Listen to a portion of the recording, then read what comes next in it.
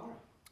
Well, I received a phone call to ask if I was interested in the job, at which time I was already employed by another football club, but I felt this was the right club at the right time for me. I think everybody knows about the success that the club had previously, and they were hitting sort of tough times on the pitch, and with the previous manager departing, there was a vacancy at a level of football that I know. So I think it was a good fit at a good time.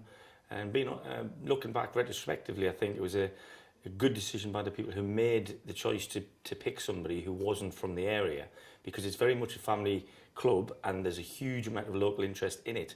But I think what needed to be done at that time, a guy who didn't have any sentiment and any sort of relationships within the football club was required, and it was a tough ask, to be honest with you, but I'm pleased we managed to keep the club in the division in that first season and build from there. So what has pleased you the most since you've been involved with the Borough? Well, I think we've hit the targets we've set in the short to medium term. We wanted to keep the club the conference status, which was done, and then we wanted to progress each year on that, and we've done that. We've done that by reducing the age of the average age of the playing squad, and of course the expenditure. So, as far as I'm concerned, as a manager of the department I run, then I'm hitting targets, and that's always a good thing to do, I think. So, sort of like as a sort of generality, what makes the place special as a place to work as a manager? Well, I've got to say the off-field help that I get, the support from the people who are basically the fabric of the club, the people who put this building and this football club together, have done nothing but help me. And I'm sure those managers will tell you sometimes it's very, very difficult to manage up, because you have to manage up as well as manage down in my position.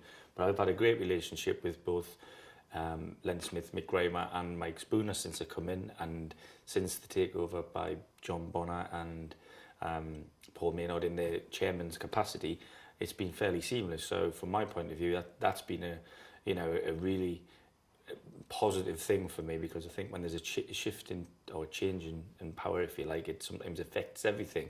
But it has been really good, and it hasn't affected the football side. That's important. When you look at the fans, how do you? What's your kind of view on the fans? Sort of like how much do they help the team? Yeah, I think we've got more knowledgeable fans than most, if I'm being honest with you. I don't think there's many who react rashly to certain incidents or decisions or things they hear. They understand sometimes it's a working environment, and you do get the odd bit of industrial language, which we all don't want to hear, but it's just part and parcel for the sport and the nature in which we want to express ourselves. But we work hard to try and keep it clean. It's very much a family orientated place. You can get anybody from great granddad down to great grandson watching in the same sort of afternoon, and I think that's really important. But I've got to say, since I come here, I think there's been a real drive to try and get more younger support in, and it's coming. They're getting a little bit more loud and a little more vocal, which some people might like, but I think it's great to create an atmosphere. We like to try and build a fortress here at Eastbourne every year. When we don't want teams to like to come to play here. We like them to come to Eastbourne and see the nice town we have, but we don't want this to be such a friendly place on a Saturday between 3 o'clock and 5 o'clock. So, looking forward, so are the club right to have the Football League ambitions they have? Absolutely, because people probably don't realise there's more population in Eastbourne than there are in Burnley, and Burnley managed to get into the Premier League. I think the catchment area all told around here is huge. The town itself is big enough to support a Football League club. In fact, it's the biggest town in England without a Football League club, and I'd love to take the club into that sort of level of the game.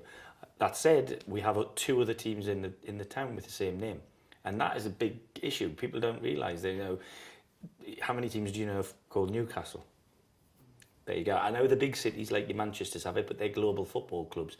We're a local side, and I feel, without being disrespectful to the other 2 clubs, we're the only club in the town that are going to go, or if it can happen, take Eastbourne to the next level. So, yeah, I certainly think it's a possibility, but I think it's got to be done in time with the club's timeline and not everybody's wish for success overnight, because we've got to be able to walk a little bit quicker before we start jogging and then run after we can jog. So how far do you feel as a manager of the club away as an entity from achieving those ambitions? Well, I think what I will say is we're much closer now than we were when I got here, because the structure we've put in place and the training regime and the academy added into that is now making us look, to all intents and purposes, like a football club rather than a football team. And I think that's hugely important. There's a genuine pathway now from a 6-year-old or a 5-year-old kid, you know, starting primary school, who comes to watch here, can literally be in this first team, as Ryan Worrell has proven. You know, and behind Ryan now we've got 4 or 5 boys who are in their second year of their academy that are signed first team form. So there is a real definitive pathway and progression from school football into youth football into men's football, and I can only see that getting better with the recruitment we made over the summer in Sean North and Chris Agata. Yeah. So what practical steps do you feel are still needed in order to complete this ambition? Well, I think you have to look at what we're up against. You know, there's teams in our league, for want of an expression, will be spending on 2 or 3 players what we spend on the whole squad.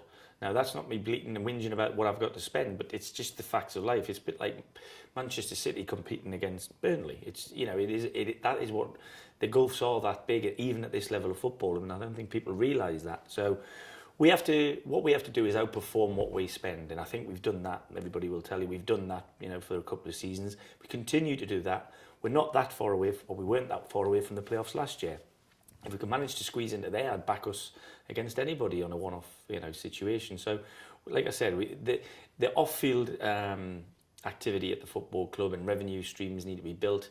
And I know there's been talks about changing the surface on the pitch and things like that, which are not in my control, but I completely understand that, because the economic climate still is such that people who run businesses haven't got a massive amount of spare cash to be sponsoring, you know, football teams. You know, it's enough to take the family out for something to eat these days, never mind splashing money on other leisure industries. So I understand that. So we've got, like I said, we've just got to make sure we're doing it at our pace and not get carried away with everybody else throwing the kitchen sink at it for one big go. I don't think that's the way it should be.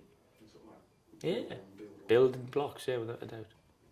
So how far do you think the club can go?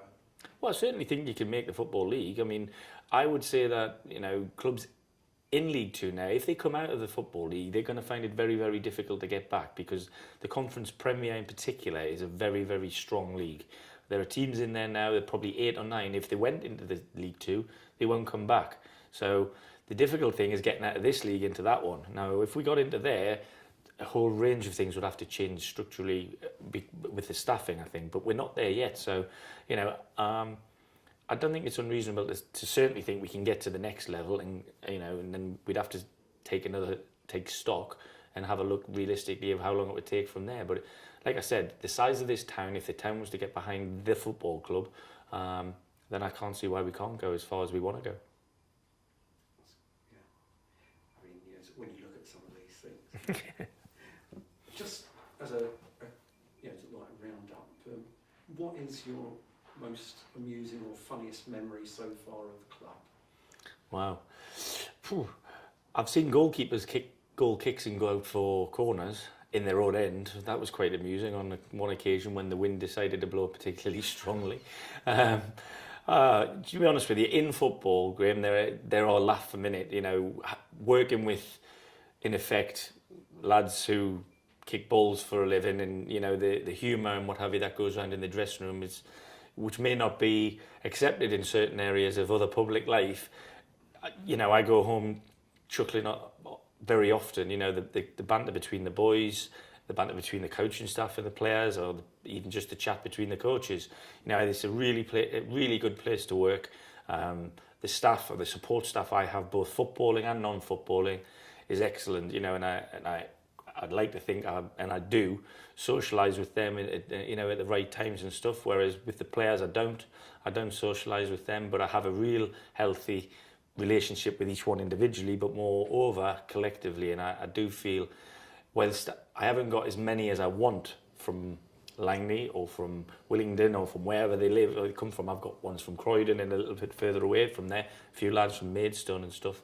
I do know that when they pull the shirts on, they're going to give their all for Eastbourne Borough, and that's what I want. I want teams to reflect my drive, my personality on the pitch, and I like to think I put players together as a group that do that more often than not.